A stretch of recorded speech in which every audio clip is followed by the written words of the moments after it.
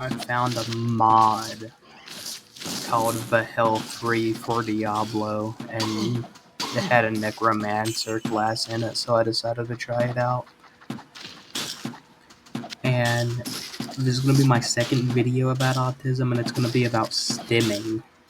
What it is, why it happens, and why autistic people do it. One thing to know is that stimming is not only an autistic trait. Everybody stims, but it can vary on how you stim, what you do, and obviously how often you do it. Stimming is just repetitive behaviors that people do to cope with emotions. The most notable examples of this is biting your nails, or a stereotype of people with autism would be flapping your hands when you're excited.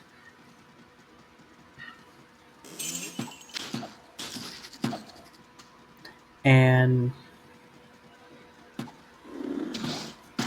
stimming is mainly used for self-soothing and sensory input. It is a way to regulate the mind and the body, but it can also help with attention. It can help keep your attention on something. Stimming is stigmatized, depending on what the stim is, obviously. I flap my hands when I get excited. It is something that I've just always kind of done. There's videos of me when I was younger. I would flap my hands.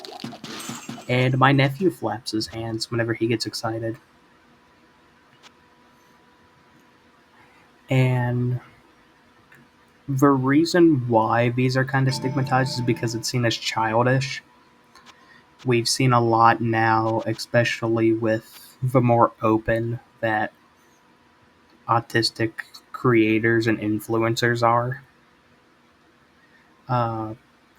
The infantilization of autism, and not from the creators, but just from Hollywood and then how people perceive it. And it kind of goes hand in hand with like the autistic people can't be pretty stereotype.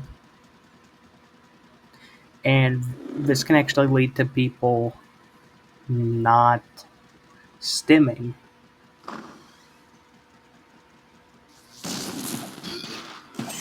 Which is an important part of neurodivergence. And people without it too. The reason why is because while these do help with emotions, it also helps a lot with overstimulation and social events. And getting rid of these can lead to anxiety. I tend to rock a lot. I go back and forth, I play with my hands, I move side to side. I cannot sit still, and I stim a lot with movement. I have been told whenever we're out somewhere, when we're getting food, when we're at the doctor, that I need to stop. I need to sit still. And it makes the situations a lot more stressful. It would be the same as taking away a fidget toy from someone. But with a fidget toy, you could kind of make the argument, well, sometimes they're loud, they click, whatever. I just move around. And that's why in class I tend to sit near the wall or kind of in the back so I'm not sitting in front of people and they're watching me kind of sway back and forth and move. I cannot do that.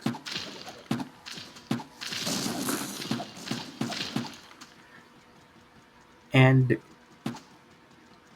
to take that away because it's stigmatized is harmful.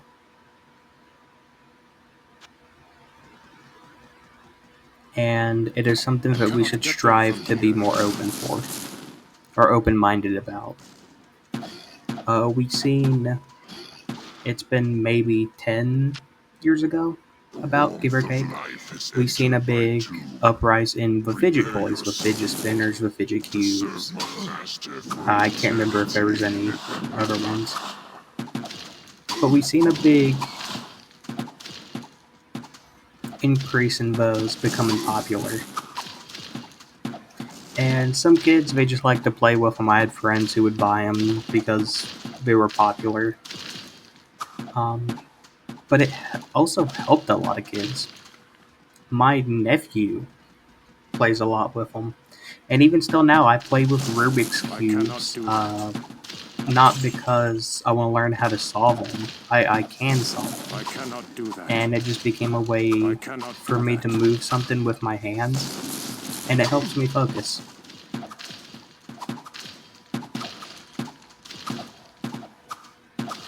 I also want to preface there is harmful stims. Not all of them are safe, and not all of them should be done.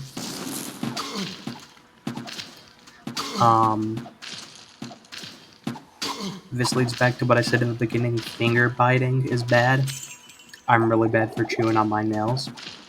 And I have had infections under my fingernails because of that. So those are stims that we should try to avoid and try to explain why we shouldn't.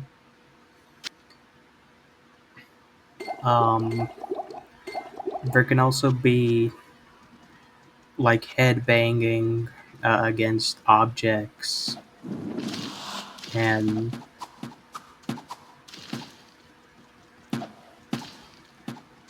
some people scratch or rub or pick their face. And these are stims that should be monitored, and you should intervene and try to help. But the majority of the time, stimming is just movement or playing with something or flapping your hands. I cannot do that. These should not be looked at as childish. And I think that most of it comes from not knowing what stimming is and the fact that autism is stigmatized.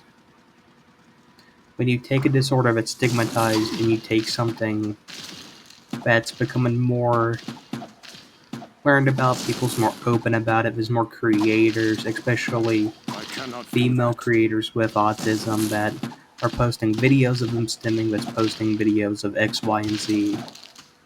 You're taking a stigmatized disorder, you're showing people who don't know much about the disorder, and you're receiving some of the, well,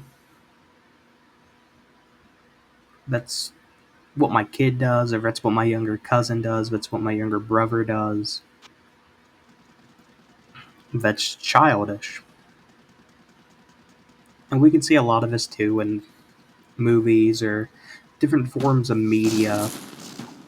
The songwriter or the musician Sia posted or had a movie released that was called Music.